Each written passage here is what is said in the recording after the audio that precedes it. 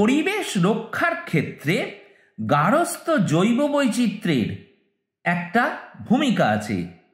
মানুষের নিজের তৈরি পরিবেশে বসবাসকারী বা অভিযোজনের মাধ্যমে বেঁচে থাকা বিভিন্ন ধরনের উদ্ভিদ ও প্রাণীর বৈচিত্র্যকে গার্হস্থ্য জৈব বৈচিত্র্য বলে, ইংরেজিতে যাকে বলা হয় ডোমেস্টিক বায়োডাইভার্সিটি। গার্হস্থ্য জৈব বৈচিত্র্য নানা কারণে আমাদের কাছে উপযোগী। কতগুলি উদ্ভিদ এবং প্রাণী আমাদের বাড়ির সৌন্দর্য বৃদ্ধি করে থাকে এবং আমরা আনন্দ উপভোগ করি।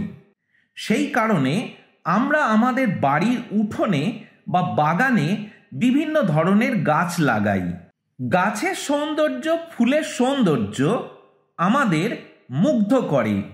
এছাড়া আমরা আমাদের বাড়িতে ময়না, কাকাতুয়া, টিয়া, হাঁস, মুরগি, কুকুর, বেড়াল, খরগোশ, গরু, ছাগল, মহিষ ইত্যাদি প্রতিপালন করে থাকি।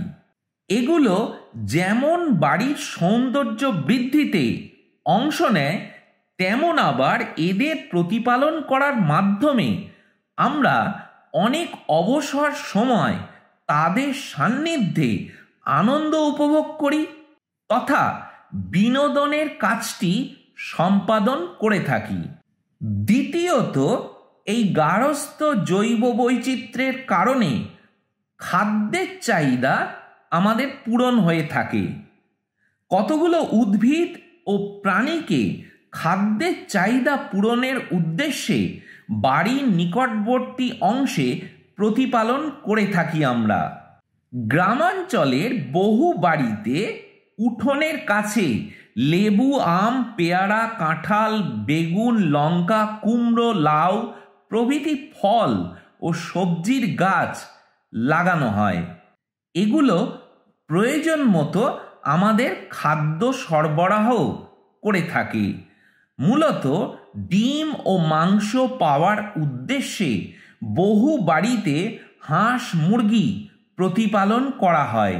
বর্তমানে খাদ্যের চাহিদা পূরণের লক্ষ্যে বিভিন্ন ধরনের উচ্চ উৎপাদনশীল সংকর প্রজাতির জীব সৃষ্টি করা হচ্ছে, যারা রোগ, জীবাণু ও কীটপতঙ্গ প্রতিরোধ ক্ষমতা সম্পন্ন এবং বন্যা, খরা, তুষারজনিত প্রতিকূল আবহাওয়া সহিষ্ণু। এগুলো গার্হস্থ্য জৈব বৈচিত্র্যকে নতুন মাত্রা দান করছে।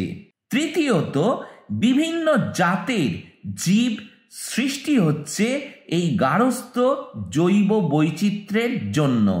বিভিন্ন ধরনের ফল, ফুলের গাছ, শস্য এবং প্রাণীদের ভিন্ন ভিন্ন পরিবেশে পালন করার ফলে অভিযোজন ঘটছে, নতুন প্রজাতি সৃষ্টি হচ্ছে।